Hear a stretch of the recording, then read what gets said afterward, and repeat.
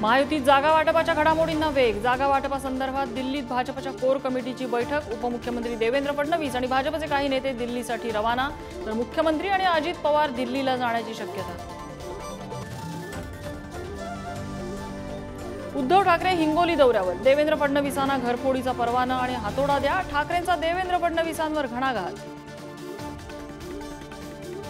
मुख्यमंत्र्यांच्या भेटीनंतरही बारामतीतून लढण्यावर विजय शिवतारे ठाम। 2-3 दिवसात पुढील दिशा ठरवणार, तर अजित पवारांना निवडणुकीत माझा आवाका कळेल, शिवतारेंचा इशारा।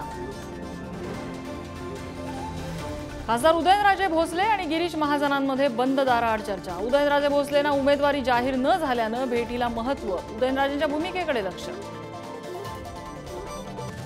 मुंबईच्या पालिका आयुक्त पदावरून इक्बाल सिंग चहल यांची तडकाफडकी बदली। केंद्रीय निवडणूक आयोगाच्या आदेशानंतर कारवाई, तर गेल्या 2 वर्षातली घोटाळ्याची चौकशी व्हावी, आदित्य ठाकरेंची मागणी।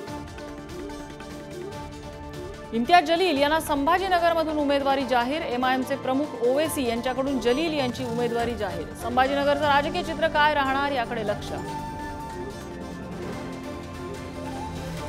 अशोक चव्हाण तुरुंगाच्या भीतीनं भाजपत। सोनिया गांधींसमोर चव्हाण रडल्याचा राहुल गांधींचा दावा, तर राहुल गांधींचा दावा हास्यास्पद असल्याचं चव्हाणांचं स्पष्टीकरण।